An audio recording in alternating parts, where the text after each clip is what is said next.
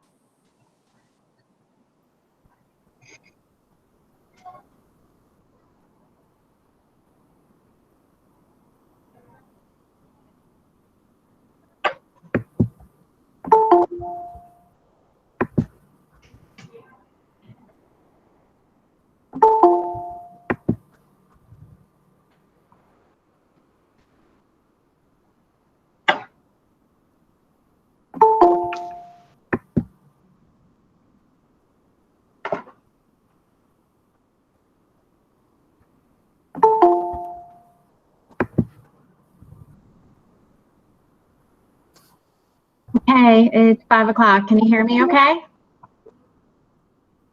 Yes. Okay, great.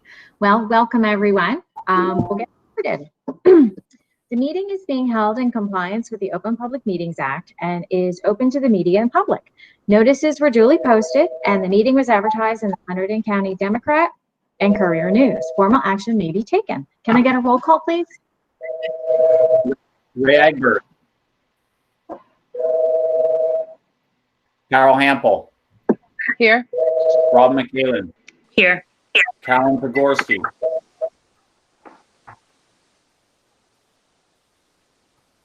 That is fine. I'm here. Andrew Saunders. Here. Thomas Wallace. Here. Eric Swirling. Here. Anna Shin. Here. Laura Simon. Here. One is absent. Can we stand for the flag salute?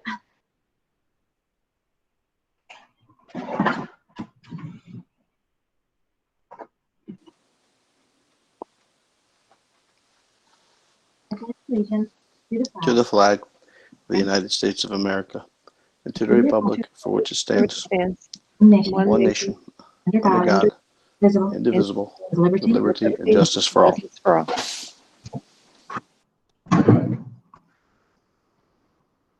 We have the superintendent's report.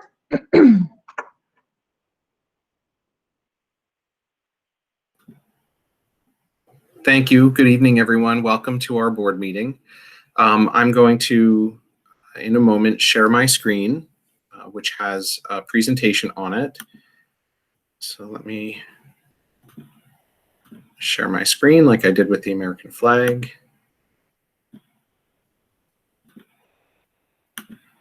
Okay.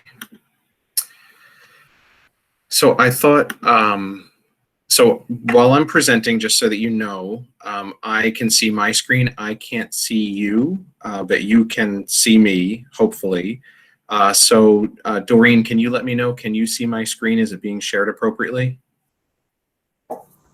Yes, Dr. Hart. Okay, thank you. And I can see you and your screen, by the way. You can see both? I can. I don't know if anyone else can, but I can. And the only thing is I can't see any of you. So Gotcha. I'm going to present.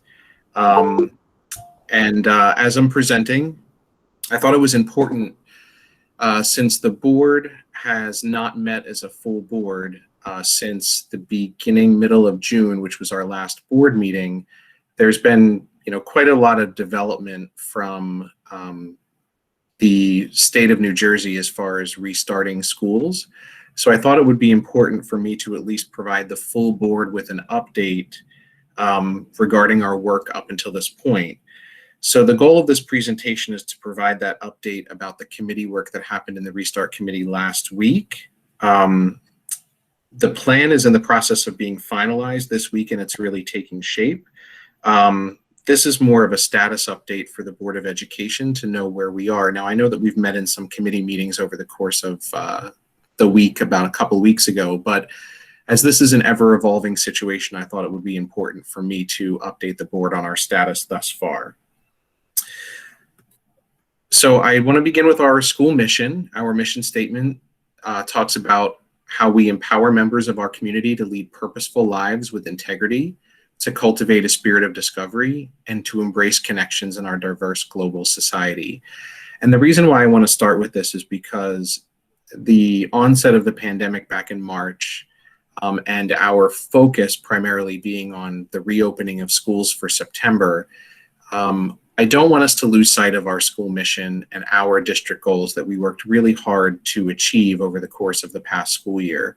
And the goals include inquisitive learning, social awareness, and partnerships.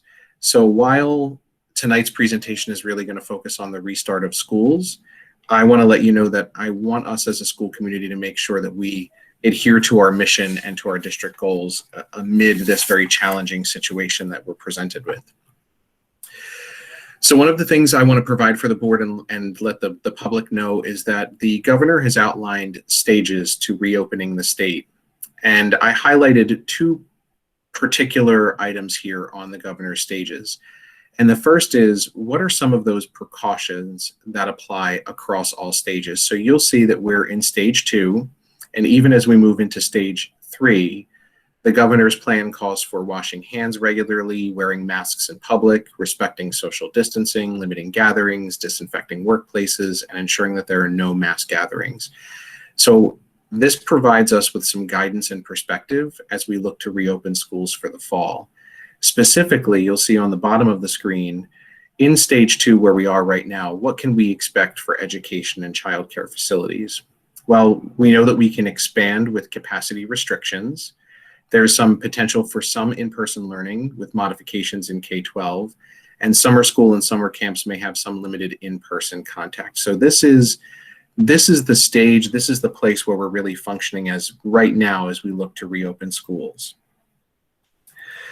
So thus far, our thinking has been guided by a lot of different documents, surveys of parents, students, and staff, and there have been several done.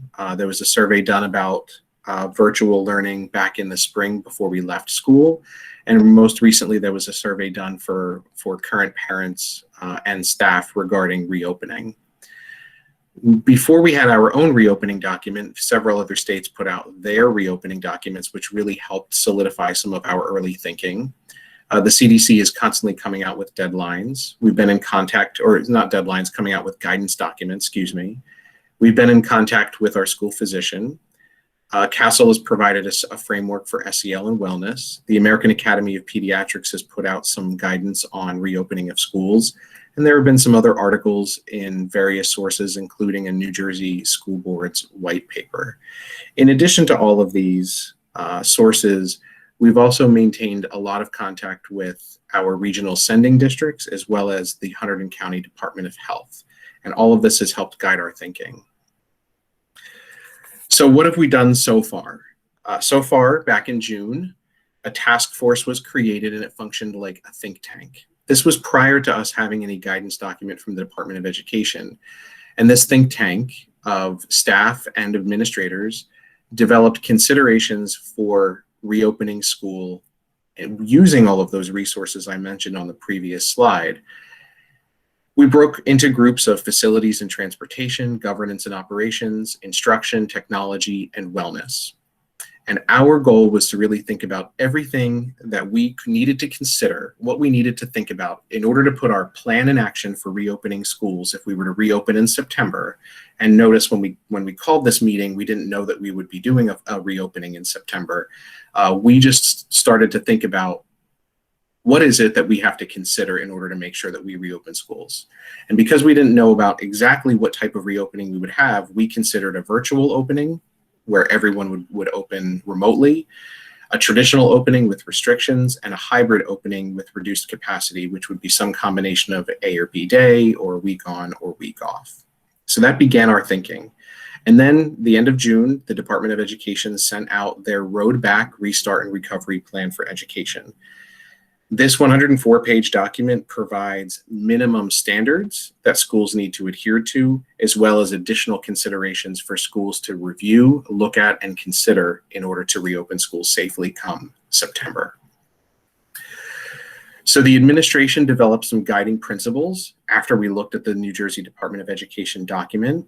And these principles include things like our overarching principle, which we know is the health and safety of our students and staff, as well as a consistent, cohesive instructional program. So like our mission statement, we are looking at providing for the health and safety of our staff and students, first and foremost, of course, and then a consistent, cohesive instructional program. How can we make instruction really strong and really powerful as we reopen schools in September? Under this, there were 4 sub-principles that we've reviewed: reducing crowds, reducing mixing, monitoring symptoms, sanitizing, disinfecting, and enhanced cleaning protocols. This guided us through our thinking as we continued our process of planning. We've done some stakeholder engagement. At this point, what we've done is we've had some subcommittees of the Board of Education have met. Members of the administrative team have met. Leadership in the RTEA, our local association, have met.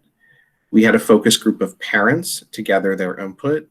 Our building principals did some focus groups with students, grades K through 8 over the course of, or grades 3 through 8, excuse me, over the course of the past week. And then we formed a restart committee. Now that we know that we have to open schools in September, our restart committee met last week, and it was included parents, staff, board members, and administration. From the DOE, they stated that school districts should create a restart committees to coordinate the overall reopening plan. These committees should include district and school level administration, school board members or charter school trustees, local education association representatives, educators, parents, and students. So you'll see that all of our stakeholder engagement includes all of these individuals and groups. The restart committee met last week. We reviewed the framework for opening in September and the DOE guidance document. And then what we did, the think tank group from June, we had this document that we created of all of the things that we needed to think about when it came to reopening in September. And our job was to fill in our implementation factors. In other words, how are we going to implement all of these things that we've been thinking about, and any new factors that we needed to think about in order to restart school. And they fell under those same 5 categories: facilities and transportation, wellness, instruction, governance and operations, and technology. So subcommittees broke out, filled in how we're going to implement all of the things that we've been thinking about, marrying it to the Department of Education guidance document. We met as a full group once again, had questions, sought clarification, heard concerns, gathered more input, took down a lot of notes, and have begun crafting our final document. So over the course of this week, we have been putting together our final document and our final plan that adheres to all of the Department of Education requirements, and that will be ready to be presented over the course of the week, next week, prior to August 1st. So some summary thoughts for you. Remember, we want to provide a safe and healthy school environment while providing a consistent and cohesive instructional program. We must also reduce crowds and close contact, reduce mixing of students, monitor signs and symptoms, and enhance cleaning and disinfecting protocols. So because we know all of this, what the school district, I wrote it on Friday in a letter, the school district is currently planning, still considering a virtual opening, potentially a traditional opening, although I think that may not be realistic at this point. But we're really looking at a reduced capacity opening where we would bring students back in shifts, like on an A day or B day. So over the course of this week, what we're doing is we're putting all of our thoughts into our final plan, ready for publication and presentation next week in order to meet the deadline. So here was our timeline. Our restart committee has met. We did not need any additional restart committee meetings. I wanted to provide this update to the Board of Education tonight. We are thinking about a Board of Education meeting next week for a final plan presentation. And then August 1st, the final plan will be disseminated to parents, staff, and students. And then throughout August, the administration will continue to put protocols in place to execute the plan to return to school. So, what we know, what we have to do at this point, and the guidance has changed even recently, knowing that the governor has allowed for families to opt out of attending school in person. So that needs to be considered now in our plan. All of this document and all of that I spoke about today was everything as of last Thursday when we posted this on the board agenda. But as you know, things are changing pretty regularly in regards to plans for reopening. So now we're going to take into consideration our guidance document from the DOE, which is yet to come out, about allowing some parents to opt out if need be. I will open up for questions from members of the board about the work that has been done so far in considering reopening of schools. Jonathan, this is Eric Worley. Are we considering having some wellness questionnaires for the children before they attend? I know that I'm teaching some classes myself at Rutgers, and we have a questionnaire that with symptoms and exposures, the parents certainly would not be the parents would be able to fill out the questions as far as exposure. They would have to, I would suggest maybe each day before the child gets on the bus or the night before, that the parent sit the child down and go down a checklist and say, you know, do you have this symptom? Do you have that symptom? I don't know what, you know, obviously I don't know what the pediatric symptoms are, and most children who are infected, it's my understanding, are asymptomatic. But I think it would be useful to have a web page that every student the night before or the day of that they get on the school bus would have to sit down and go down every single and then click on it and check it to refocus them. I think you get the point. So you bring up two really important points, Eric. One, first and foremost, is education around COVID-19, right? We are an educational institution after all. So one of the things that is in the Department of Education guidance document is to ensure that staff and students are aware of signs and symptoms. You know, we need some heightened vigilance to ensure that we are an educated community about what the signs and symptoms look like and what those preventative measures are, like washing hands and ensuring that if you're sick that you stay home, if you have symptoms, things like that. To your point about some sort of assurance before students come to school, right now I've been told that our student management system, we call it Genesis, has or is developing a page that would be able to provide assurance to parents, exactly what you're talking about. They would log in, there would be a click off assurance that they monitored signs and symptoms of, you know, their child before they left for school. They would be able to fill out the form and then send the child out to school. Because we're also providing education to staff, staff have to have this heightened awareness of what those signs and symptoms may look like. And I think there's even, if I quote the DOE guidance document, and I hope I'm quoting it correctly, it says something about at least a visual inspection of students as they enter the building, right? Just ensuring that we're attuned to the fact that we're living in a world where there's a pandemic and that we are monitoring as closely as possible the signs and the symptoms of any potential infection. So, yes. Well, so that actually brings up 2 points. First of all, the second one first. A lot of places that you go into now, or some places, are actually taking your temperature upon arrival with a scanner on your forehead.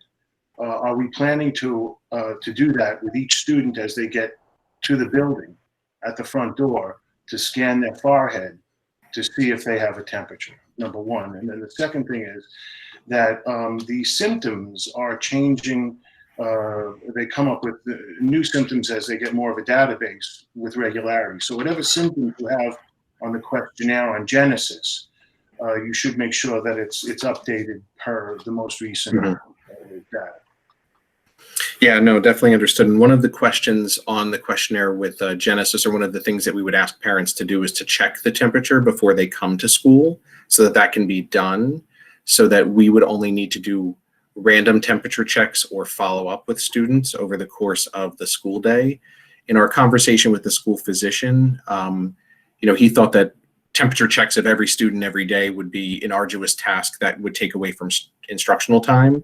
So he thought that that kind of assurance from parents first and foremost would be important, and then follow up as necessary, or even random temperature checks as needed.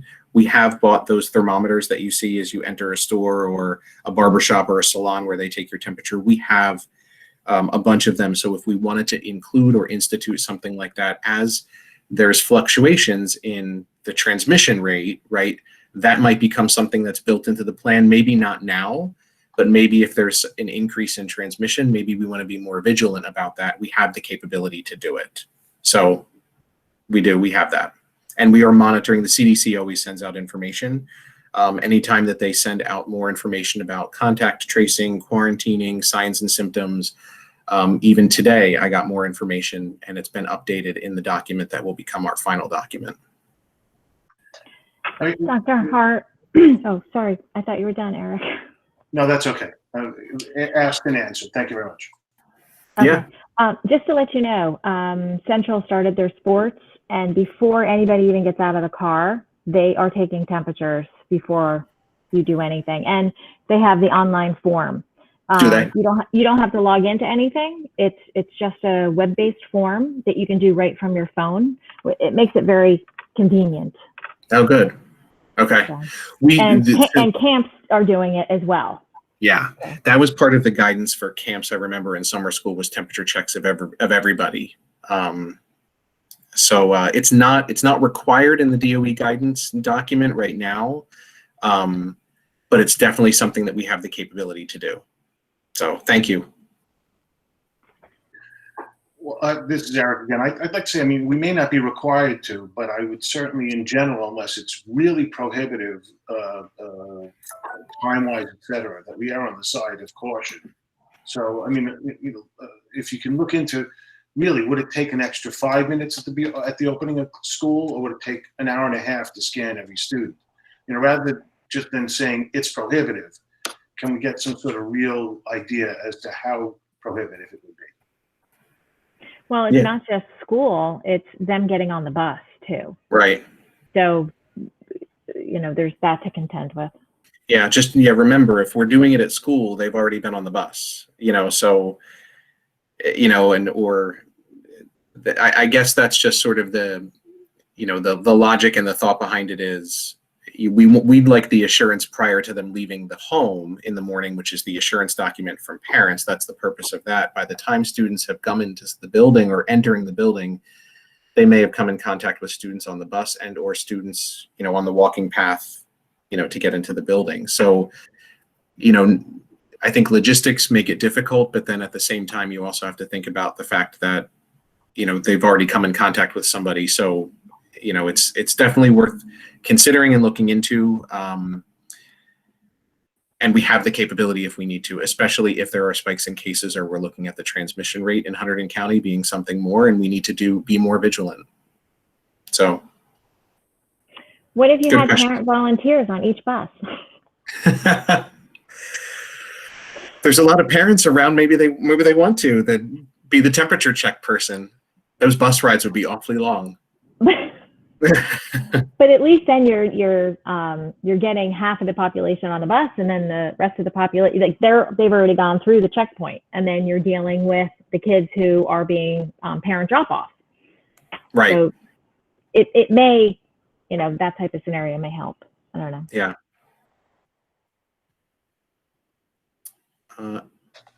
The other thing I'll mention to the board is, as you can see, we're in discussions about these things.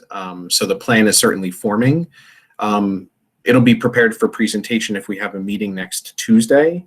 So before I can take more questions certainly and move on to Mr. Tumalo.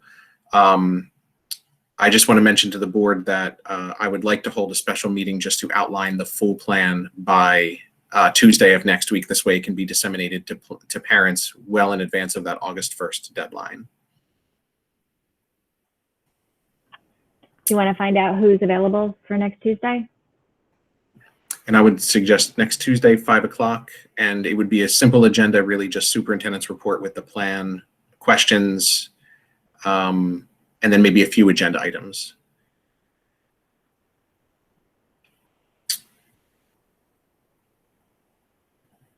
Carol, are you available? Tom? I will be away, but hopefully if you do have one that I could pop on while I'm away, but I will be away out of town. Carolyn? Yes? Okay. Eric? Yes? Andy? Okay. Ray? Yes, I'm available. Okay. I can't see anybody else. Did I miss anybody? Anna! Robin Robin is I don't available. see- Okay. Robin and Anna are available. It sounds like, Mrs. Simon, it sounds like we have a quorum. It sounds like we have everybody. Perfect. That's everybody, right? Okay. Yes. Yes. All right. Dr. Hart, can I ask just one quick question? How long does it take to do one of those temporal scans? Just if you could find that, I'm sure you don't have that information, but I mean, if it's like 3 seconds each. Yeah, it's the ones that I've never, done it except on my own children, right? But it's a scan of the forehead. I know. I mean, so as a kid coming on the bus, as he or she is walking on the bus, it doesn't seem like it's a, if it was 30 seconds each or 45 seconds for the temperature to stabilize, that could be problematic. But if it's a few seconds each, we might want to really consider that extra layer of security. Just a thought. No, I just think- appreciate. As just to respond to that, I just think when you've got kids getting on buses and traffic, you're going to run into a lot of problems with people behind buses. That's all.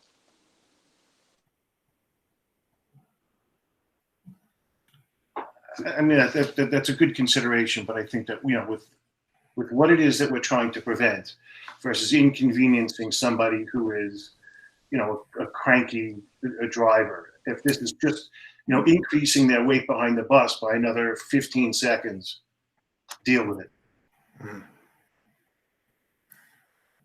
We'll certainly have to consider it. There are matters of safety that I'd also just present to the board too. If there is a temperature and what do we not let the student on the bus? And what if they're at the bus stop with no adult? You know, you know, there are all kinds of scenarios that we can go through. It's something that needs much more consideration about the bus and putting a staff member on the bus or a parent volunteer on the bus, which is doable. It's going to need more thought.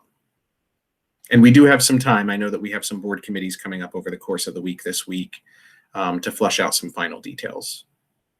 And this can be one of them in our Transportation Finance Committee. Certainly. Any other questions from the board?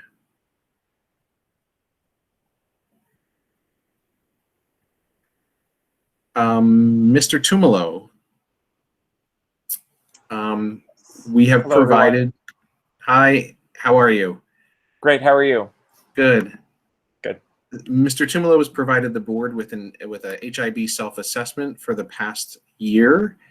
So I'll turn it over to Mr. Tumalo.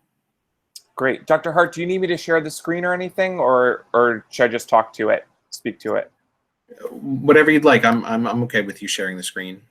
Okay, just so you can all see it, I'll share it. All right. So, and as Mr. Tumalo is sharing the screen, know that the Department of Education hasn't opened up their submission portal yet for our self-assessment scores. So last year when you saw this, it looked very similar. It was a DOE website. So Anthony has created what it would look like if we uploaded it to the Department of Ed portal. So we're going to share it with you and then upload it as soon as the portal becomes available. Dr. Hart, can you see the screen? Yes, I can. Excellent. Okay, great. Thanks, everyone. I'll be quick on this. So like Dr. Hart said, this is an unofficial document because the state has not opened the 2019-2020 portal as of yet. But it would be everything I will be submitting will be what you see right now. So the school counselors met with their school climate teams at the end of the school year, and they filled out this self-assessment. So what you see here is a chart of the comparisons, and it's from the past 5 years or so, 6 years. And you can see our scores go up. So the self-assessment is out of 78 points. And Three Bridges and White House scored 77, and Hollenbrook and Reddington scored a 78 out of 78, which are very high scores. So we looked at, as a counseling team, we looked at some of the reasons why the Three Bridges and White House scored at 77, and we created a common goal. And in the past, we've spent a lot of time on HIB prevention, SEL strategies and things like that, and we spent a lot of time on that. The piece that we need to spend a little more time on is trainings to staff and parents on the HIB policy itself. So moving forward, heading into the new school year, we'll be looking more at that, finding some more opportunities to train the staff, train the parents, and even the students on the policy and what it means, and the procedures as well. So underneath the chart, there's a district-wide goal, and then I broke down specific building goals, and they're pretty much the same, as I said, providing HIB policy and prevention training to staff, parents, and students. And then underneath that, what I did was I took So you'll see on this next chart, these are the different categories on the self-assessment that the state is asking the school district to rate themselves on. So you can see in each category, I showed the maximum number of points that you can earn. And RMS and Hollenbrook, they all got the total number of points. And then if you look at the second column under training, on the BOE approved policy, you'll see that Three Bridges and White House scored an 8 out of 9. So that is, they met the requirement, but we need to do a little bit more to exceed the requirement. So our total district score was 77.5 out of 78. And then underneath all of that, you'll see I provided the unofficial actual self-assessments for each building with the indicators that the schools are asked to rate themselves on. So I'm not going to go through them, but you can, at your leisure, check them out on your own and see those scores. Any questions? I know that was fast. Thanks, Anthony. Anytime, sure. And it looks like some of the goals we set for last year for this year, you know, have come to fruition with some of the additional training that we did, which is good news. Exactly. And then once also, Dr. Hart, once the, I'll be checking once the BOE, or I'm sorry, once the Department of Ed opens up that portal, I will upload and input all the data. So wonderful. Thank you, Mr. Thanks, Tumalo. everybody. Yeah, sure. So those are the updates for the superintendent's report.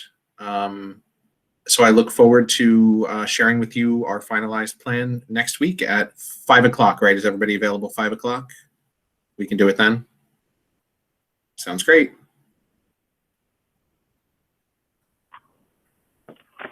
Okay, we are now open to the public, limited to action items on the agenda. Robin, are you monitoring comments? Yes, anybody who has a comment can put it in that section on it will be read aloud. Okay. If you wish to make a comment, don't forget to unmute.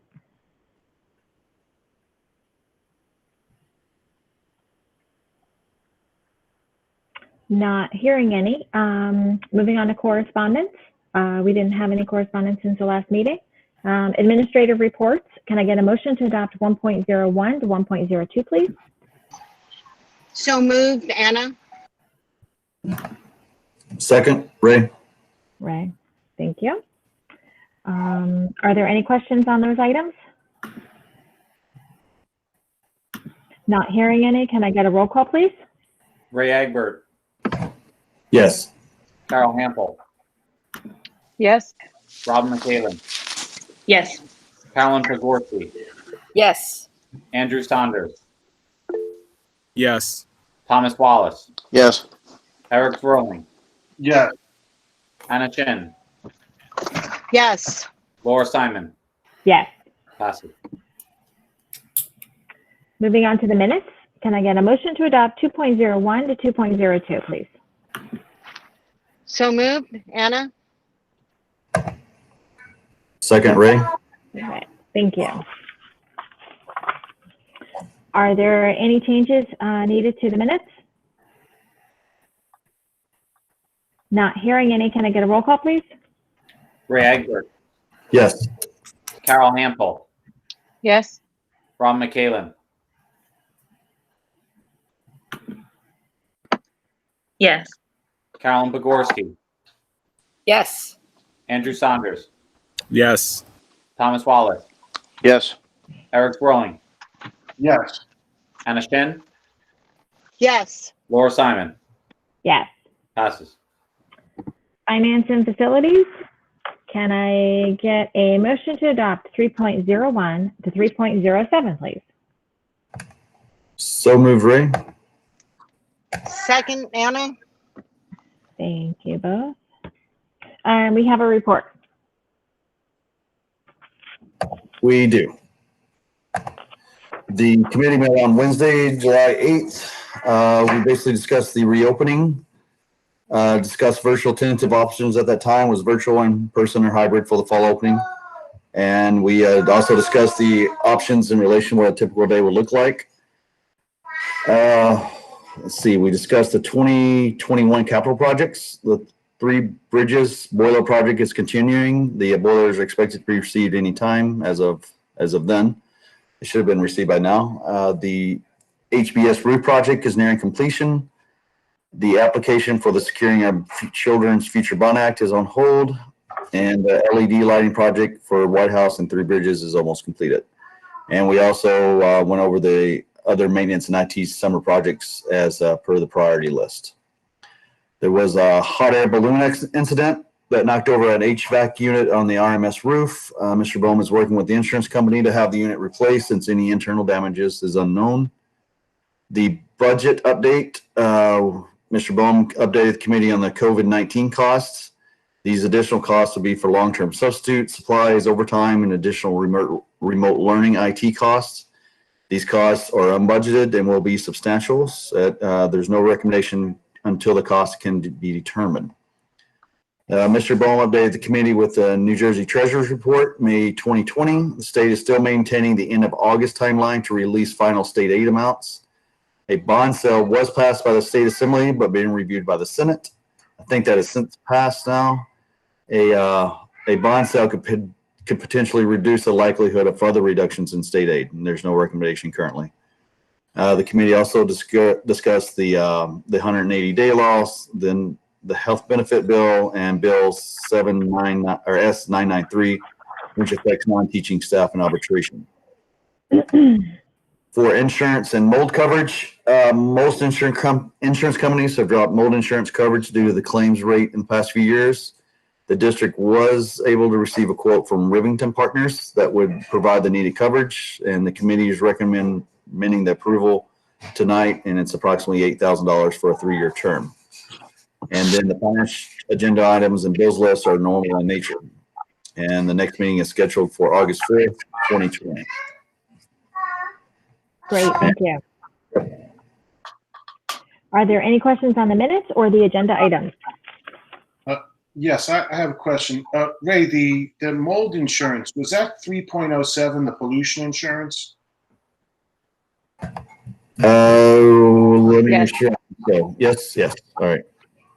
Okay, I was also just wondering, because it said pollution, I didn't realize that covered mold. I was wondering what that's covered, maybe oil spills or something like that. But we do have another issue with the wells, with a well, I should say. Could the insurance be extended to cover that? Is that something that would be a covered incident? I'm going to defer to Mr. Bohm on that. I'm not sure. So we have submitted a claim already to our insurance carrier for the E. coli positive test at RMS well. We have 2 wells there. One tested positive. The other one is clean, so we still have water in the building. However, in one wing of the building, we do not. The insurance coverage may not be allowable for that type of incident, including this pollution coverage. There's just certain exceptions that insurance carriers have relating to this type of event that will likely prevent us from recouping the funds. I am working with our architect as well as other parties to try to expedite the resolution of that. It involves also working with the state of New Jersey, who has furloughed a significant amount of employees. So more to come on. Thanks. I was, just worth a shot. Most time insurance companies reject claims. I just wanted to see if you were going to give it a shot. Thank you very much.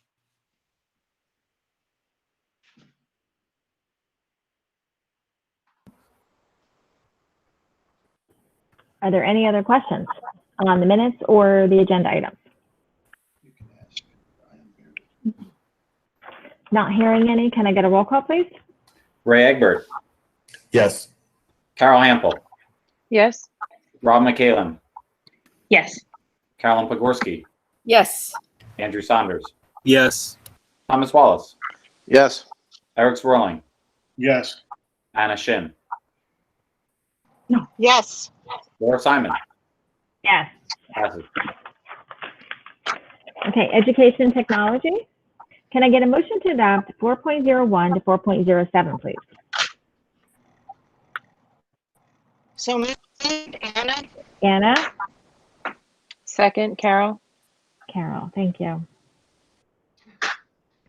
We have a report.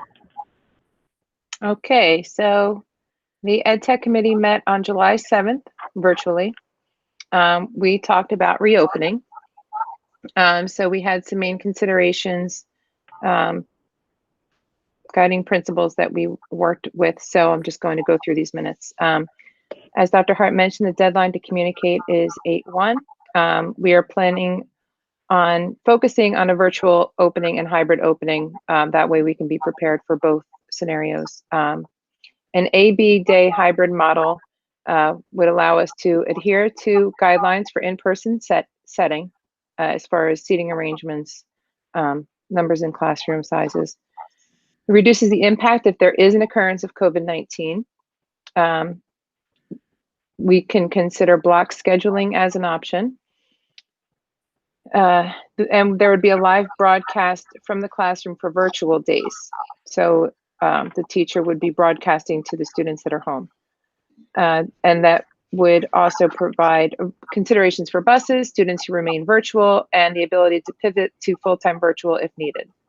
And we were looking into if the Y program could accommodate childcare for the virtual days. So guiding principles: provide for the health and safety of our staff and students while implementing a cohesive, consistent educational program amid a global pandemic. So reducing crowds and close contact, reducing mixing of students, which is in particular for RMS and Hollenbrook, monitor the prevalence of symptoms and the spread in the schools and community, sanitize, disinfect, and enhance cleaning protocols. Wellness considerations: consistency for students and parents, childcare on virtual days. There was discussion regarding teachers who are not comfortable returning to the classroom, accountability on students for the days they're virtual, and counselors concerned for extra support for students who need it, and expecting a possible surge in student needs. Instruction considerations: moving instruction forward at a reasonable pace for students and teachers, the progress of instruction and maintenance of skills, meeting needs of high-risk students and staff, possible increased teacher workload, ensuring all students can log on to all technology to be up and running for virtual days, and consider bringing high-needs students back in a full-time capacity, students currently in self-contained classrooms. And technology considerations: ensuring we have a 1-to-1 ratio of equipment for all students,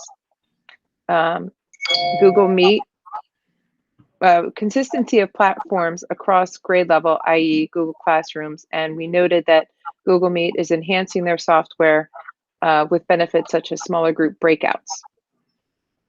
And lastly, the English as a second language program. The current students at Three Bridges are going to be transferred to White House for the ESL program, which will, so the teacher will no longer need to travel between all 4 buildings, which will increase instructional time. And our next meeting is TBD in August.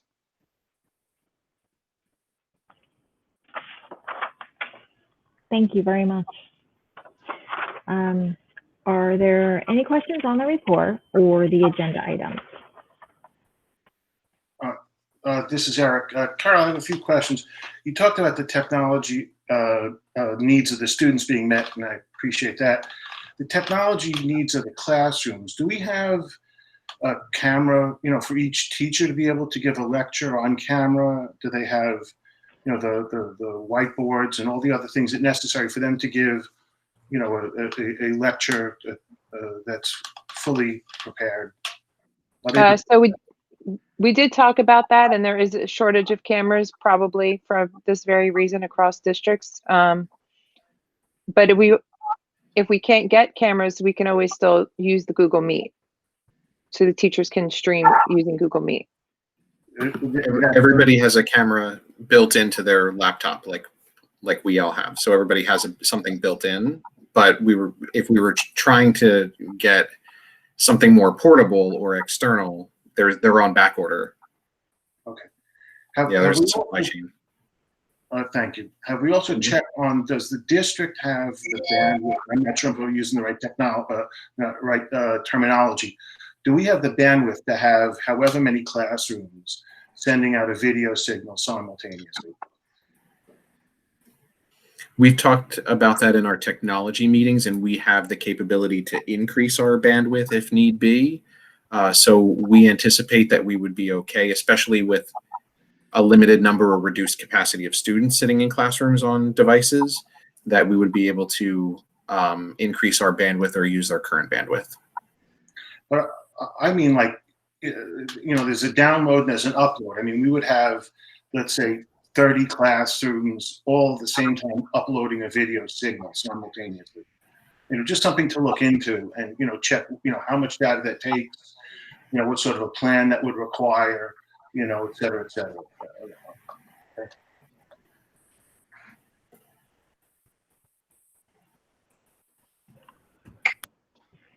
Are there any other questions on the report or the agenda items?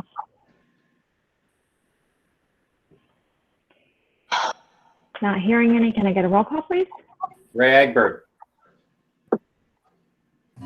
Yes. Carol Hampel, Yes. Ron McHalen, Yes. Carolyn Pogorski, Yes. Andrew Saunders, Yes. Thomas Wallace, Yes. Eric Rolling, Yes. Anna Shin,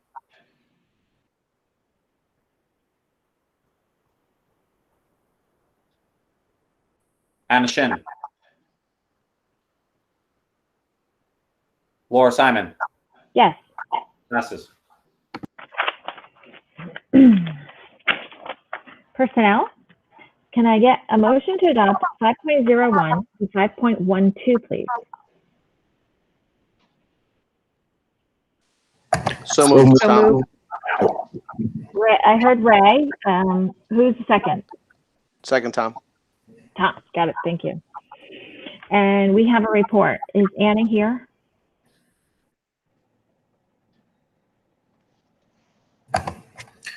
We might have lost her. I'll read it. I have the want- minutes. I can. Oh, Ray, you want to do it? It does look as though we've lost her. Disappeared on the bottom. I can read it out if you want. Okay, sure. Thanks. All right. So I'm we met- back. There Yeah, she you're is. Sorry. Are You want me to we read it? Or- We're ready for the minutes. Yeah. Okay. So we met on July 8th. We discussed staffing, enrollment, some reopening considerations, which were our guiding principles, governance and operations considerations. We discussed personnel matters and our agenda items. And our next meeting is August 4th at 10 a.m. virtually as of right now. Thank you. Okay. Are there any questions on the report or the agenda items?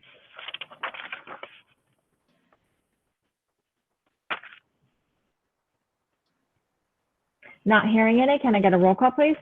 Ray Egbert, Yes. Carol Hampel, Yes. Robin McHalen, Yes. Carolyn Pogorski, Yes. Andrew Saunders, Yes. Thomas Wallace, Yes. Eric Rolling, Yes. Anna Shin, This is not true. Because a lot of Anna, people is before that about half an hour before the kid Laura Simon, Yes. no true. Yeah. And that puts the fever down. So when they go to school, they'll show no fever.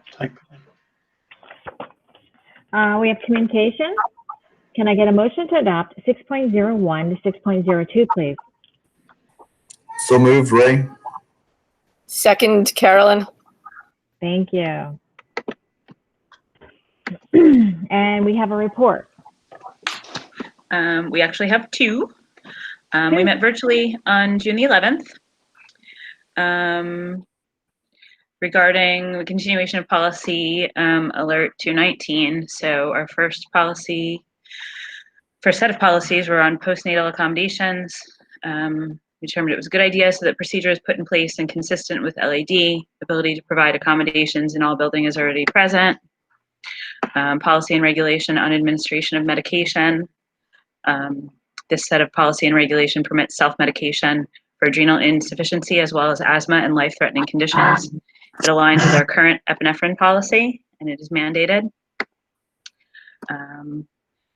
We had talked about the need for maybe looking over existing policies and regulations that need to be changed or updated in light of COVID, depending on what September looks like. We talked about press releases for the summer and into the beginning of the fall. For new business, we discussed a lunch program assistance federal program to provide money for students on free and reduced lunch. Information has been provided to address families that may be in need of the service. Provided periodically in the lunchbox deliveries that were occurring throughout the school year, communication with the township committee regarding community resources as well. At that time, we did not have another meeting scheduled because there were no policy alerts. However, we met yesterday virtually as well to finish off Policy Alert 219. First one on supervision of construction. There's some major law changes. Background checks before contractors come on site that will have contact with students. Change orders must go through finance, and we're amending to add the BA to parties responsible for supervision. This is a mandated policy. Policy on procurement, procedures for school nutrition programs. The amounts were changed to reflect the current bid threshold. Only the appendix was changed. Dollar amounts were set by the state. This is mandated as well. Policy on federal families. First, Coronavirus Response Act. This allows federal protections and entitlements extended to those affected by COVID-19. It is mandated policy. Policy on student assessment. The science assessment grade was changed from 4 to 5 to reflect current practices. The test name was also changed to reflect NJSLA. This is mandated. We had a discussion on, again, policy and regulation updates due to COVID and potentially more to come. Things like attendance, acceptable use, visitors, immunizations, adoption of our reopening plan and reopening policy due to COVID. DOE says that schools must remain open, so the extra Board of Ed meeting is proposed for next Tuesday. Regulation regarding class size. Historically, we've been very low in numbers class size wise, and we're in compliance so far, but we're watching it very closely with new construction. And again, press releases were discussed topic-wise going forward into the fall.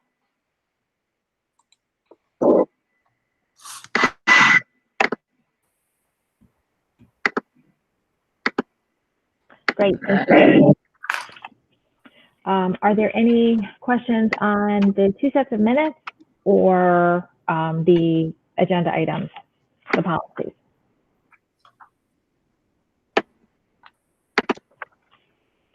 Not hearing any, can I get a roll call, please?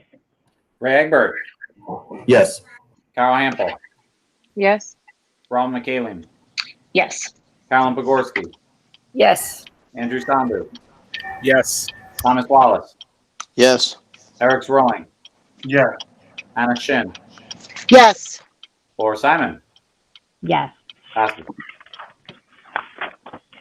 So before we get into unfinished business, I'd like to take this time to respond to or review and respond to the questions that were posed while the meeting was going on.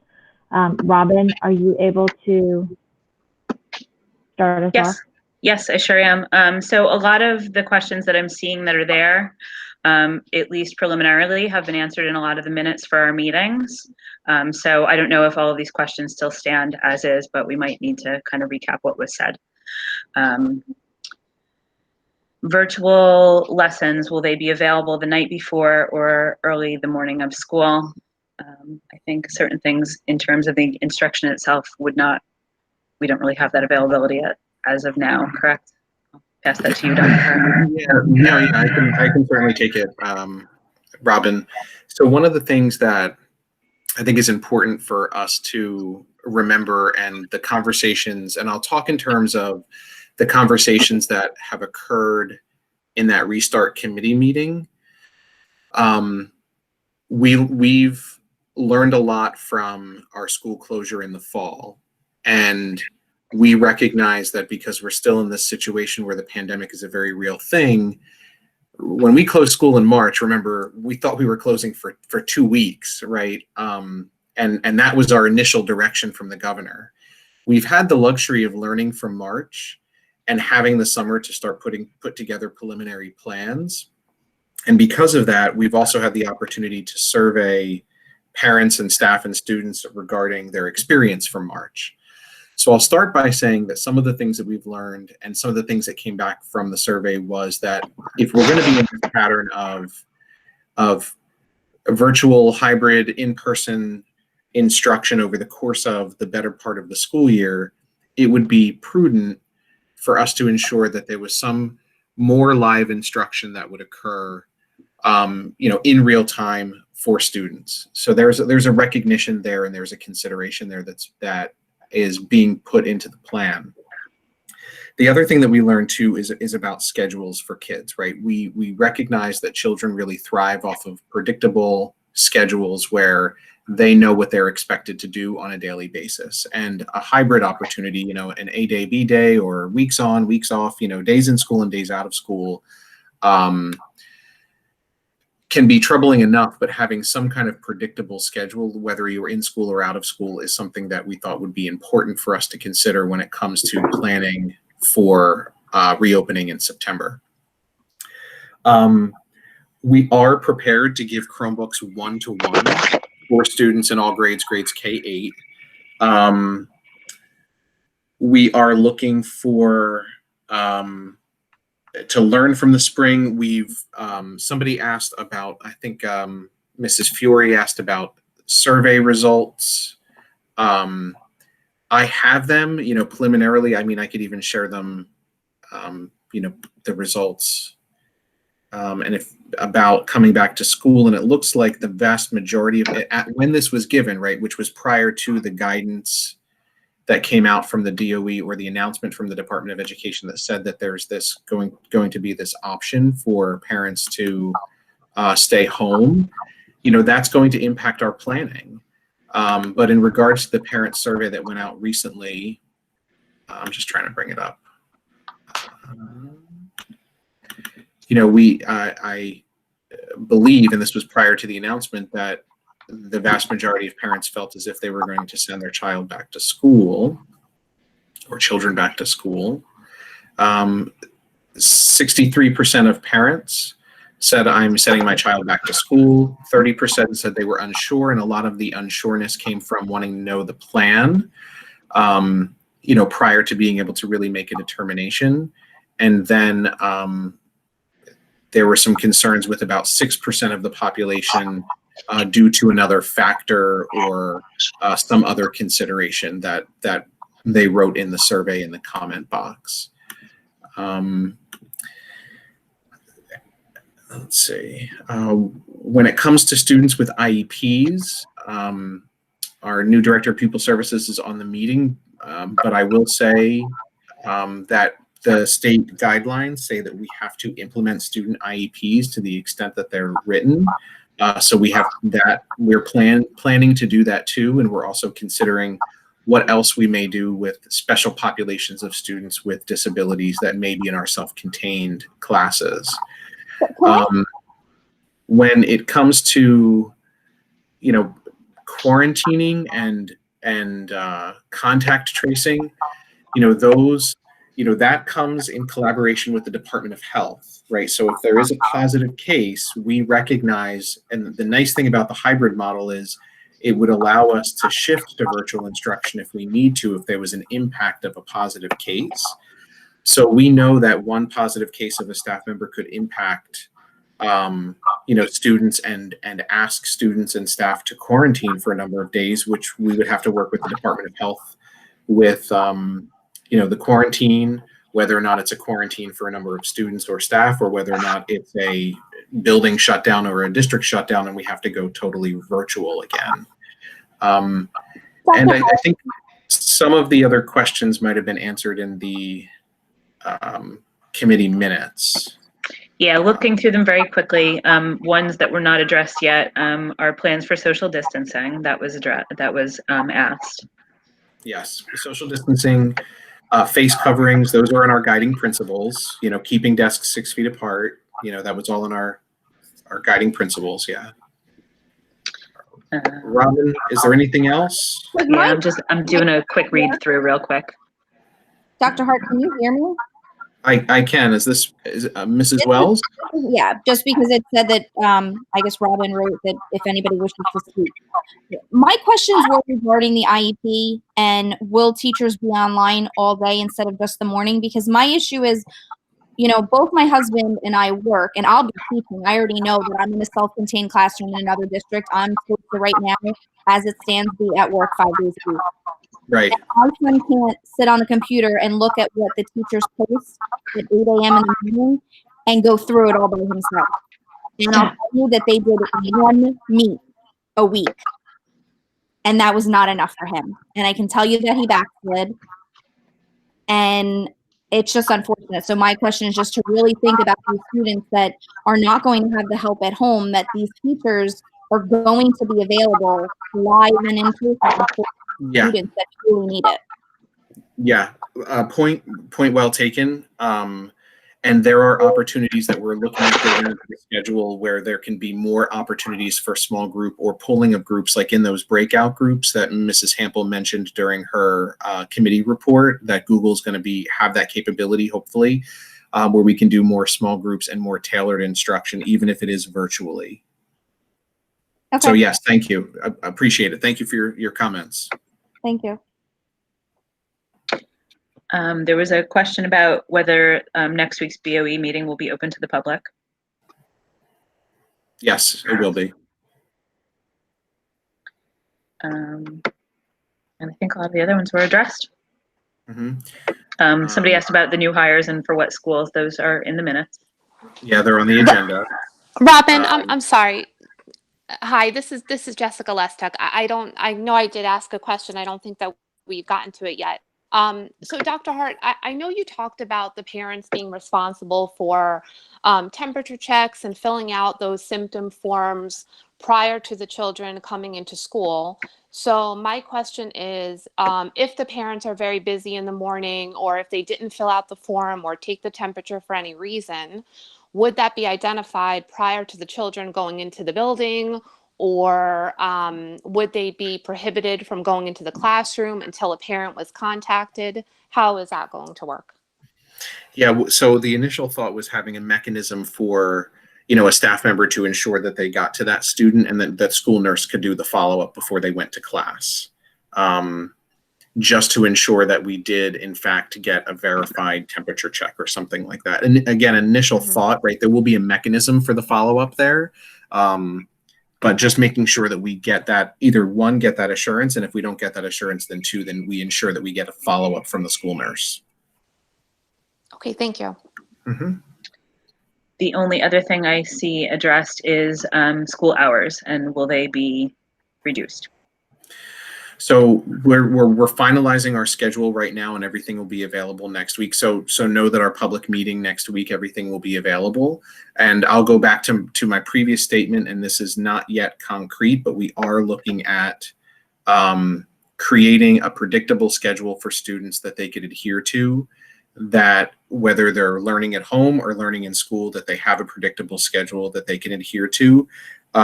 It may look a little bit different if they're home, but that's our goal right now. Our thoughts have been for full days, but we recognize at the beginning of school, there might be some training and some education that needs to happen too.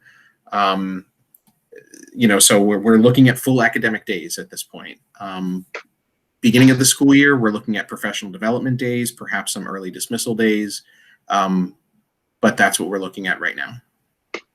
All to be finalized next week. Attendance, we are going to be putting in our document considerations for attendance. What does it mean to attend and participate in school? That will be in the final document about what your child will need to do at home in order to count their attendance, and what your child will be doing Obviously, when they're in school, they will be attending school, but what does attendance look like when a child is home? That will be in the final document too, like logging into meetings. Anything else, Robin? I tried to. I think that's it, because I think you've several of the questions address the same concern. So I think we've hit them all. Okay. Well, I see one from Justina Ryan. If the DOE document gives a list of potential symptoms in regards to COVID, will a student be sent home for a cough, headache, sore throat, etc.? Yeah, so then the guidance document talks about signs and symptoms, and then a medical professional like a nurse would need to assess for those symptoms. And there's provision in the guidance document that calls for isolation rooms.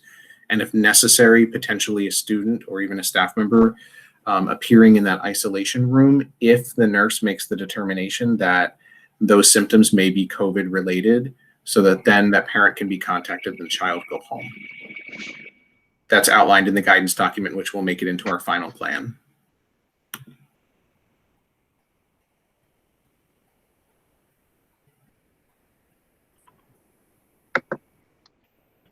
You're welcome.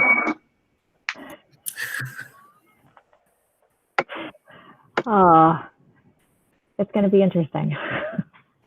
Yeah, this is a unique, unprecedented situation. We've used that word unprecedented quite a bit, but it truly is, you know. So we're working. Okay. If there aren't any other questions, we'll move on to the rest of the agenda. There's another question. The school hours or below it? Will parents be notified if there's a COVID positive case in their child's class similar to lice? Yes, we would work with the Department of Health about notification and what that looks like and whether or not quarantine would be necessary.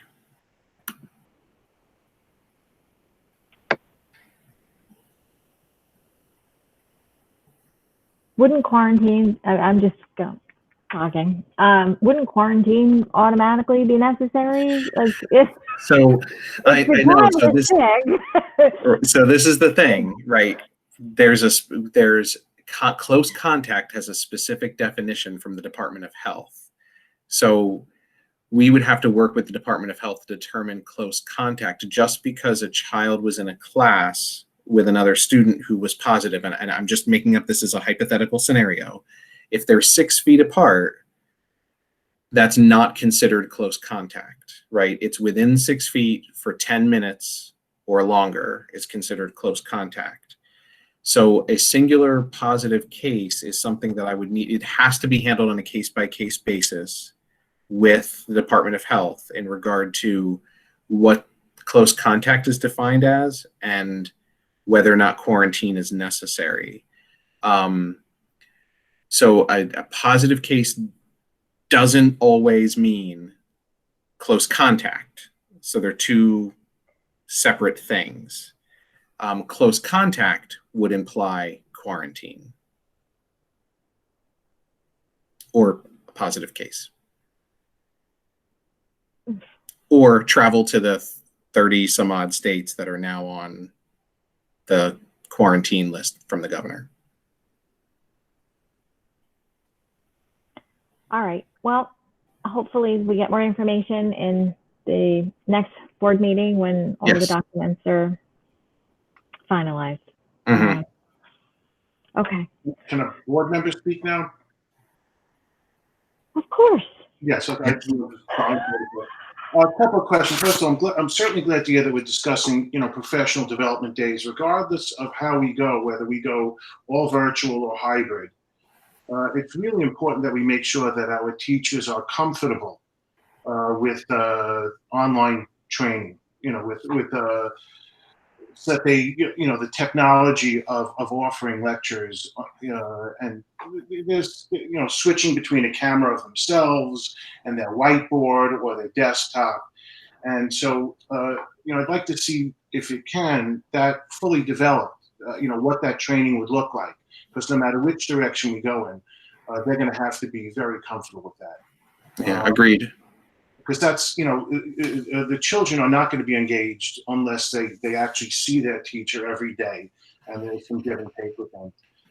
And then just as an aside, I'd also like to note that I did just look on Amazon. There's pages of webcams available for $30 to $100. So that should not be a limitation. Every classroom should be equipped one way or the other with the technology necessary to deliver those lectures.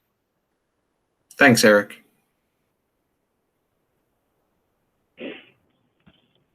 Okay. Any other questions or comments before I go into unfinished business? Not hearing any. Okay. Are there any unfinished business that you need to bring up, address to board members? Moving into new business, for the next meeting next week will still be virtual. Talking about the August meeting, asking the board, it was brought up in, I believe, finance. When do we go back into the board office to conduct meetings? So we are interested in hearing from the board members how you feel about going back into the building. Is it necessary, or is this productive? Because we get the population, the parents, other people in town who are able to attend the meeting, where they might not be able to because of childcare issues. I've never seen 60 people that we have right now in a normal meeting, that there wasn't some hot issue that everybody was concerned about, or retirement. So I just want everybody to take that into consideration. So if y'all want to comment on how you feel, if you want the August meeting to be in person or continue virtually, please. Yeah, I'll chime in.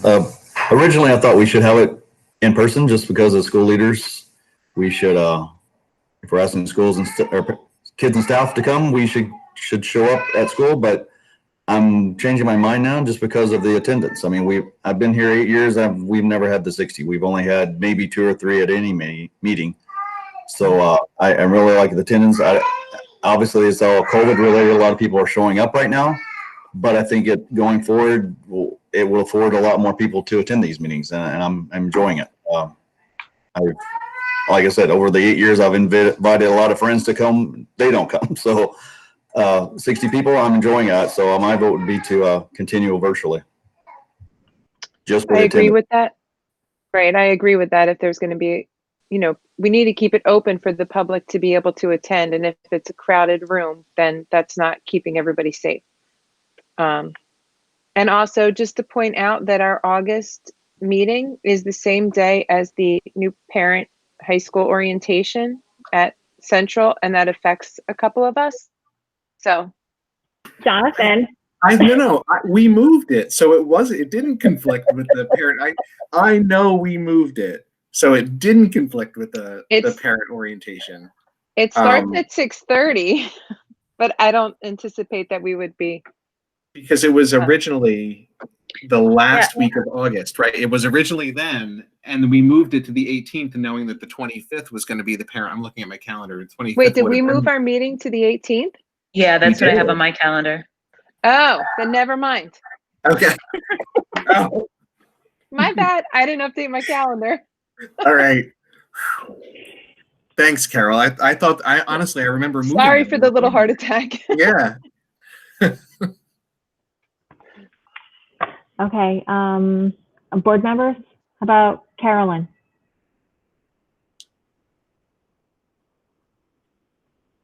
I can't hear you. I think you're on mute. Oh, sorry. I agree with the same point that was made, that I think the attendance numbers are important. Getting people involved is important. And I think that having too many people in a room is not safe. And so I I mean, it's not a great solution either way, but I think having the community's involvement is more important than actually being physically in the same room at this point. So I would vote for staying at least one more, doing it virtually the way we've been doing it. I agree 100%. I'd rather have the community involved as much as they've been with their questions, with the participation, with just them being here listening.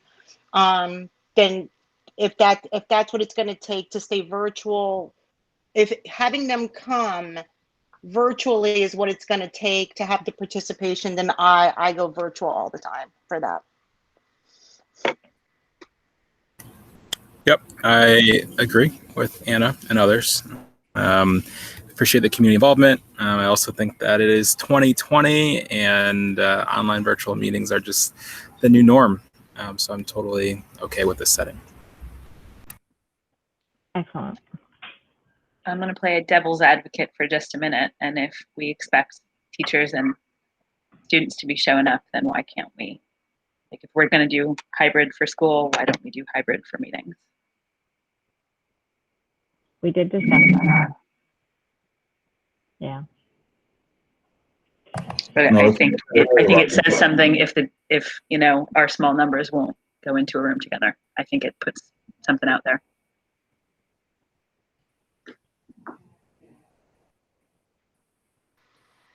Anybody else have any comments? But and just for that, Robin, I don't think anyone said that they weren't willing to go in.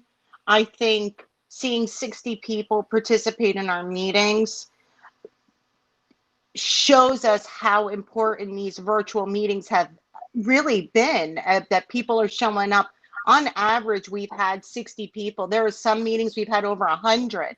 Not even, again, not hot button issues, just people here listening, watching, asking their questions online the way they are.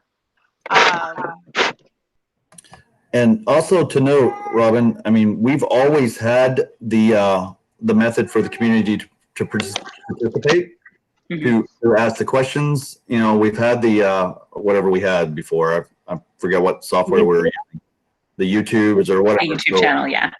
So we always had that available, but then again, how many people would always log in and ask questions? Very few. Nothing like, I'm looking at the count right now, 60 people. We've never had that count even on the online version that we were doing. So, which is a hybrid version. I'm literally just devil's advocating just because I have a feeling that'll be on the community's mind. I don't necessarily want to be there, but I think that, as I said, it kind of puts something out there if we don't. So we should have good reasoning for it. And if it's because of community involvement, then I'm on board. Yep. And someone just asked a question about being virtual.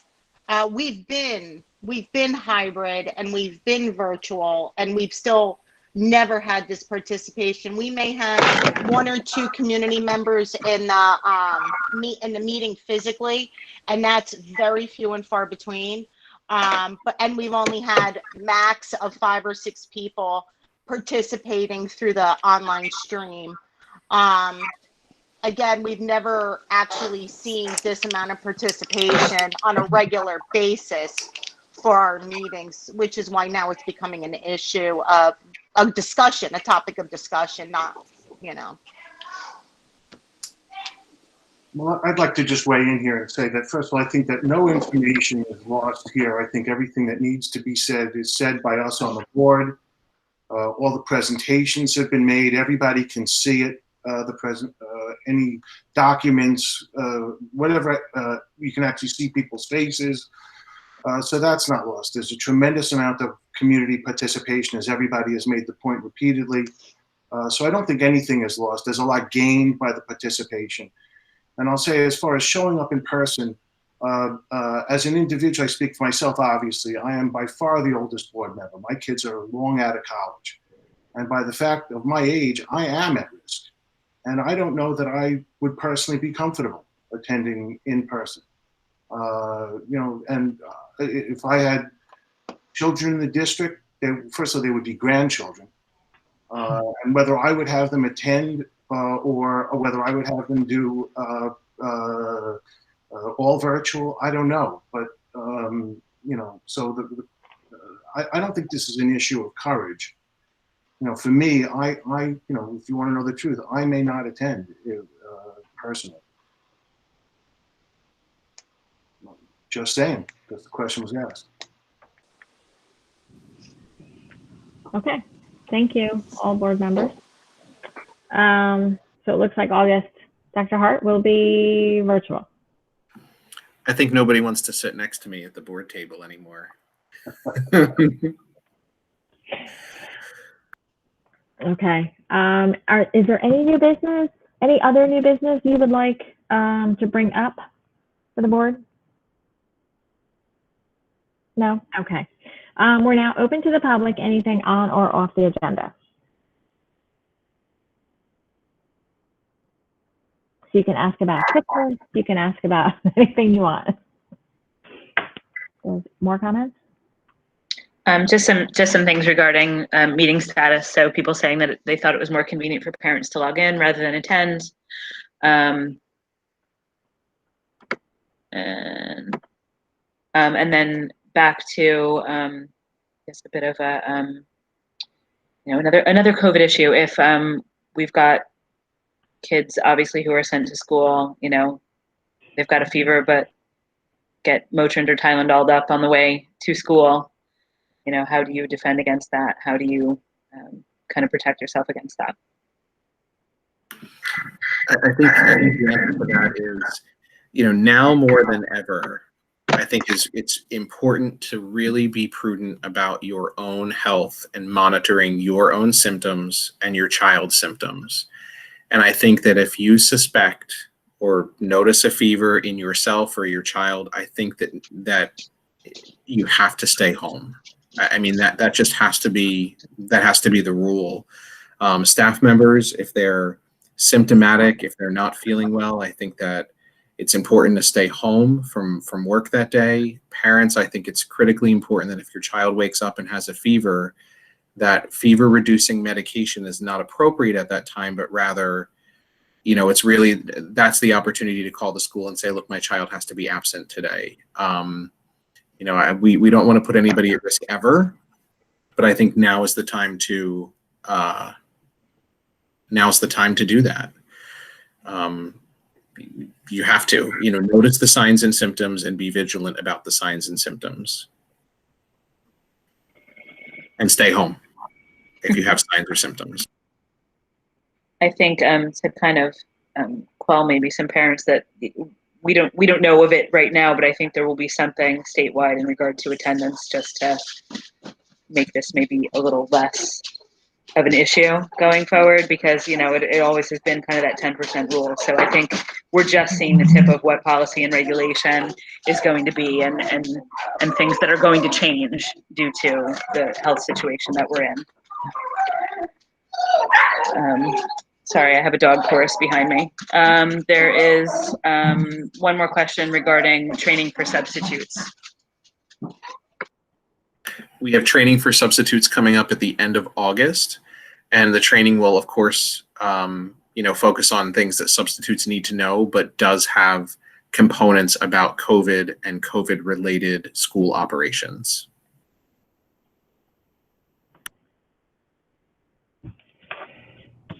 I have a follow-up to that. I guess it's more of a long-term sub. If they're would they be long-term subbing from home? And I guess then we would provide them with equipment to go home to do that? If need be. Jason? I don't know if I saw a hand there. Yeah, I just raised my hand because we did have long-term subs from March to June, and they did bring equipment home and teach remotely.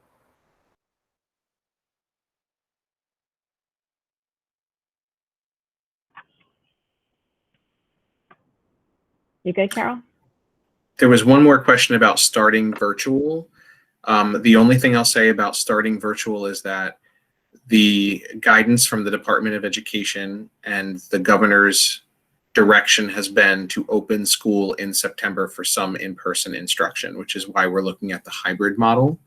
And there is going to be further details for parents that may wish to keep their child home for virtual instruction only, but our requirement right now is that we have to open.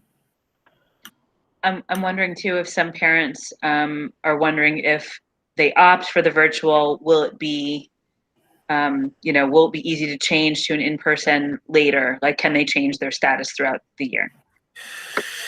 Yeah, we anticipate that that's going to happen. Just like when we think about transportation, we always have to have a seat on a bus for a child, even if the parent drives them every day. We still have to have the seat available just in case. The reason why we're opening hybrid with 0.5% capacity of our buildings is to ensure that even though Johnny Smith might be starting off as virtual, that maybe depending on the case status, that we would have a seat in a classroom that's still 6 feet apart at our capacity where he could attend should that parent switch from virtual to in-person and vice versa.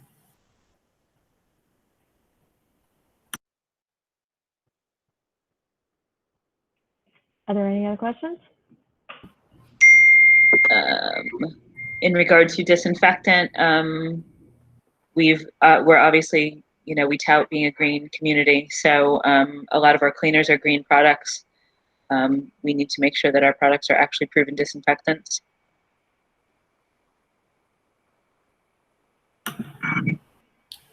Jason, do you have any further detail on cleaning products? Because I know that we have ordered certain products and certain cleaners that will be virus disinfectant. Yes, and that's correct. We actually have green cleaning products that are disinfectants that kill viruses. They're identical to what we use for flu protocols.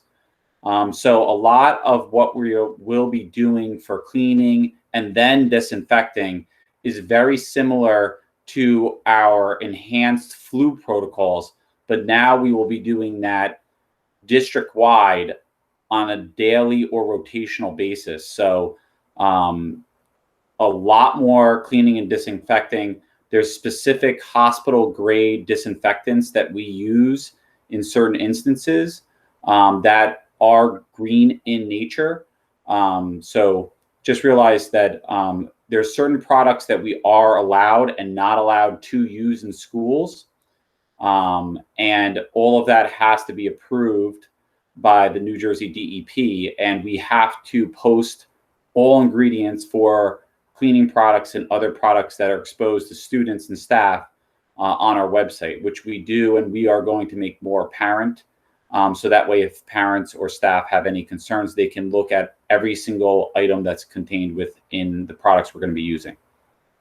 So no new products, some new tools. And yes, we do have multiple options for disinfectants, and we have backup options in case there's supply chain disruption.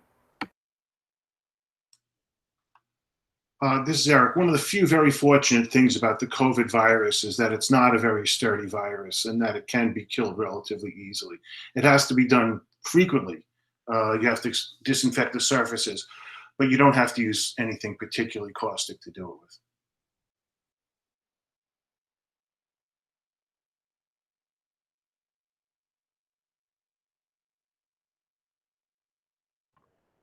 There's still questions coming in, Dr. Hart, about cleaning desks in between.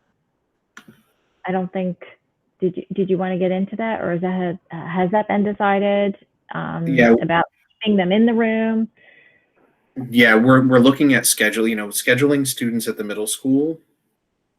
So we are looking at doing our best to cohort students. You guys can hear me, right? I'm not on mute. Okay.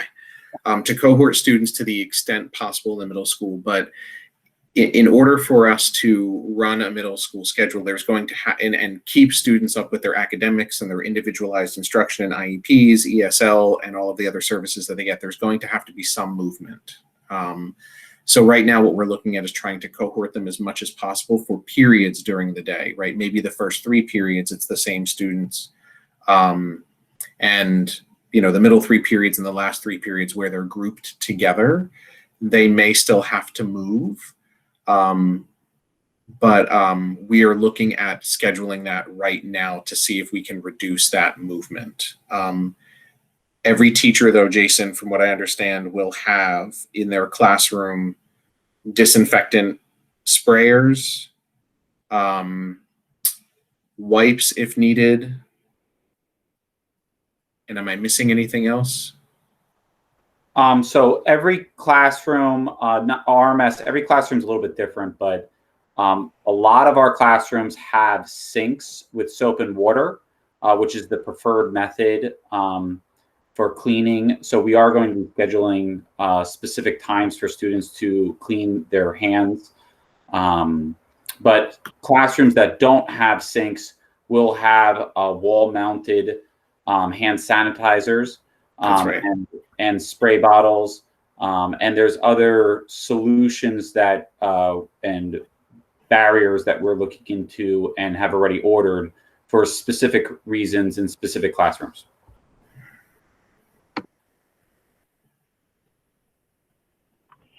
So let me ask a follow-on. So the hand sanitizer, that's great. Washing the hands, that's great. But little Jimmy just left the classroom to go to some other one, and that desk needs to be cleaned from Jimmy's cough. So there should be some type of wipe down in between if a child is leaving and a new one's coming in, correct? Yes, and that's why the teachers will have, every teacher will have some sort of wipes or spray bottle to be able to do that too. Yes. Is that going to be the responsibility of the child or the teacher, or? We'll work out logistics, but right now the teacher can do it at any time, several times a day in between class. We don't have enough custodians to do that with every classroom in between classes. So we'll make sure that they have it and that it's available so that they can do it as many times as they want to. We're also doing lists of supplies that parents should buy or can buy, and supplies that maybe the HSA can help us with that students bring to school too. Those little keychains with hand sanitizer on it, personal wipes, so that if a student wishes to, when they enter a room or go into a cafeteria, they can wipe a surface if they want to for themselves, right? If they choose to do that. So we're going to put those supply lists together so parents can buy them ahead of time, or the HSA can help donate those supplies for students too. Great, thank you. You're welcome. Any other questions? And there are, and Mrs. Simon and everybody that's on here, there are so many logistical details, right? And we've thought about it all. And we are putting protocols in place for everything. To ensure the safety of everyone. And if I could just kindly ask for the community and the teachers and parents that are here to let them know that we've got a detailed plan. We've got a presentation for next week too, where any concerns or questions, I'm hoping that they'll be answered, concerns will be alleviated, and a real visual of what it might look like when we open up will be, I think, much more concrete by next week. Just my final thoughts for you. Thank you. Yep.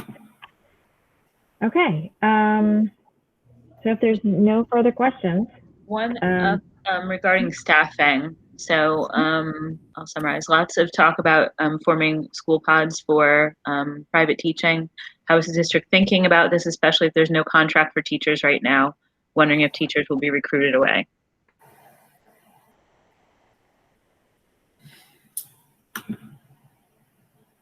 So I'm not familiar. You mentioned pods, Robin. I don't see this comment. It's up. It came in at 627 from Becky Zenz. I've seen a little bit of online. So people are talking about if they go to a homeschooling model, kind of forming like little pods of grade level kids, privately. I see. A homeschool model, not a virtual, not a hybrid, not a, if they withdraw and go to the homeschooling private method. I think there's concern that with you know, if our teachers don't have a contract, then some of the teachers might leave and opt for a private school option. They're concerned about our staff, is what I'm gleaning from this. I see. Okay. Teacher shortage. I got it. Thanks. Yes.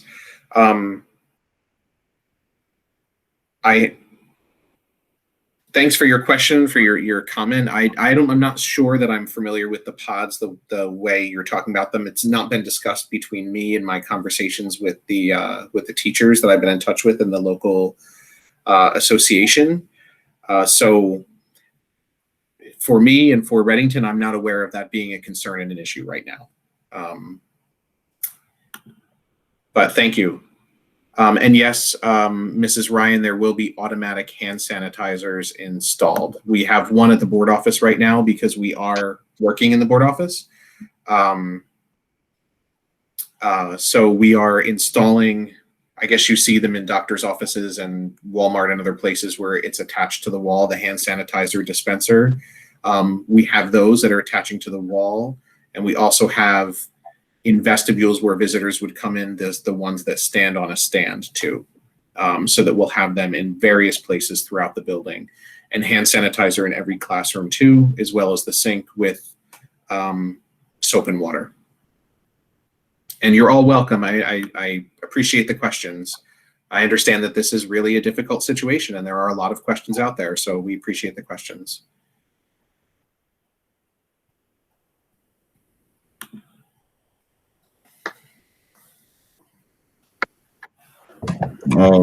Laura, you're on mute. Thank you. If we don't have any other business to bring up, we're going to move into executive session. So can I get a... Did we address Lauren Mahoney's comment? Thank you.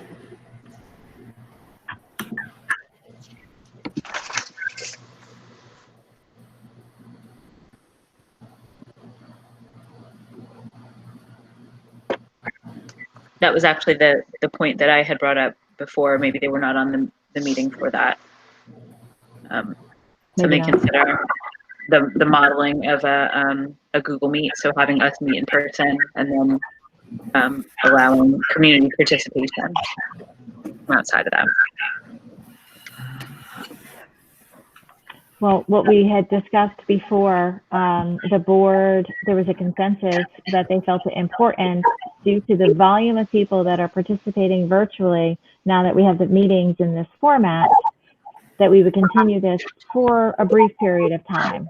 Obviously, this will be brought up again once school starts, I'm sure, and it will be revisited. Definitely.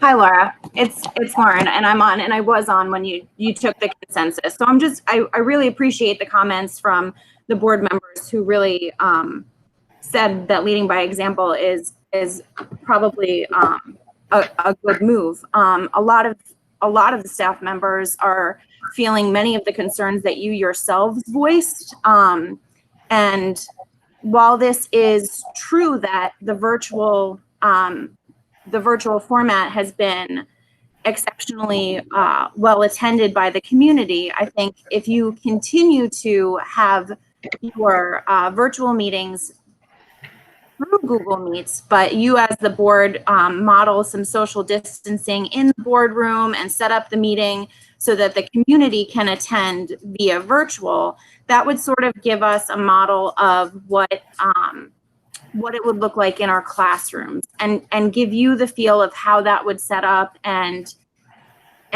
what potential issues might come up as you're setting up a meeting and trying to address the community and keep up with comments and things like that. So you could still have your laptops, you could still be streaming this way, but it would sort of be a modeling that would show us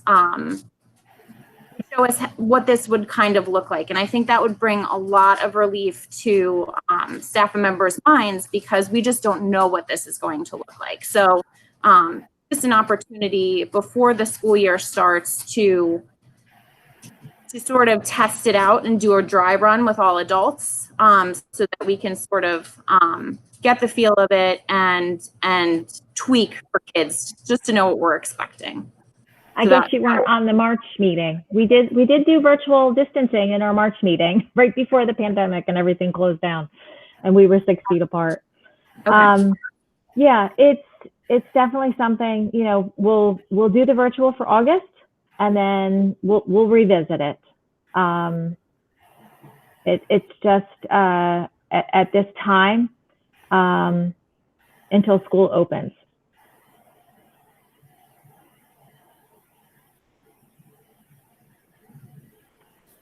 I don't know if Dr. Hart is able to provide any information on, I mean, I know there's been discussion about how the classroom will be set up. I know that didn't get into a lot of information in the minutes, but I know, I don't know if you want to give a highlight on your vision of how a classroom will be set up, or the desks will be along the wall.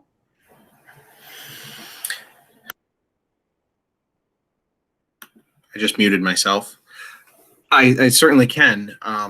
So remember, you know, the goal with the goal with half capacity is to ensure that we have a 6 foot distance in the classrooms. And when we've gone into classrooms, and Jason and Don and the facilities team have gone in and looked at classrooms, and starting with, you know, putting desks against a wall, so that begins our 6 foot distance, and taking a 6 foot measurement from that first desk that's along the wall and spacing desks out from there gets us to the distance that we need to have in a specific classroom. And Jason, correct me if I'm wrong, there would be some distance between the teacher's desk, 6 foot distance between the teacher's desk, also the way we mapped it out, as well as the sink, so that students that maybe are washing their hands can, you know, wash their hands and still have a 6 foot distance, and the teacher could be at her desk and still have a 6 foot distance as well. So then with that said, you know, a teacher, you know, the visionary part of this that was discussed in the committee last week, the Restart committee last week, was what it might look like if there was parts of instruction that would happen simultaneously in person and at home. So we all, just like I did, like Mr. Tumalo did, we all have the capability on our laptops to share our screens. And if a teacher or a staff member, and we are designing, I should say, some professional development for the end of August and beginning of September to look like this, where we would do it hybrid. Even my welcome back, you know, it could be some sort of hybrid where, just like I shared my screen, a teacher could share her screen, students can log in, see the screen from home, participate in the direct instruction for that 15-20 minute period, you know, that mini lesson, while the teacher is sharing her screen to students at home. There would be a screen also on their smartboard or their Epson iProject, where students in class could also see it too. So we're working on that setup in every classroom right now over the summer, so that this simultaneous learning can happen at one given time. So, you know, that being the vision, of course, there's some details to work out, certainly. And we are going through with technology to ensure that all classrooms have this type of setup. We got a lot of input from the committee, where there were a lot of teachers. So we are really taking the time to individually go in and ensure that this type of capability will work in every classroom, which it will, and to ensure that the teachers have the appropriate training and modeling from the administrative staff to show teachers what it could look like and what the capabilities will be. So that's kind of a general overview. For next week, I've started the presentation. I have this vision in my mind of what sort of a lesson structure could look like. I'm working on that and putting that in the presentation so that it can be more visual and concrete for teachers and for parents, so that they know what the schedule for the day would look like. Is that what you were looking for, Mrs. Simon? That's the visionary part of this, coming down to, from the vision, coming down to then being the professional development that's going to happen from now, and then the ability for the teachers to have all of the tools and the technology and everything needed. Great, thank you. Sure enough. I understand there's a lot of unknowns, uncertainty, and I thank you for, taking, the lengths that you have done so far to put everything together, the committee, and how you brought so many teachers in to get their feedback and their concerns, and are working, with all of that. So thank you for that. No problem. It will put the minds at ease a little bit. And really, I know that we have a lot of staff on the call too, and I recognize that this is different, and it looks very different. And my words in the meeting with the committee, and my words continually with the staff, is that we are prepared to support you. We have done inventories of classrooms. I saw a meeting pop up on my calendar for walkthroughs of what classrooms, hallways, cafeterias will look like, with markings on the floor, with plexiglass barriers and things like that. I mean, it's the plan has come together. It was a collaborative effort. We are prepared to support the teachers in whatever the teachers need. We recognize that this is an anxious, aside from coming back to work and teaching, which is a stressful job enough, we know that on top of a pandemic, that this really does heighten the level of concern and anxiety. And I think that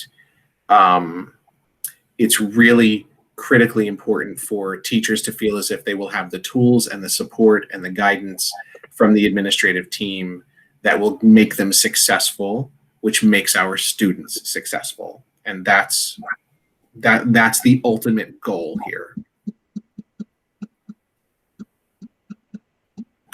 Okay. All right.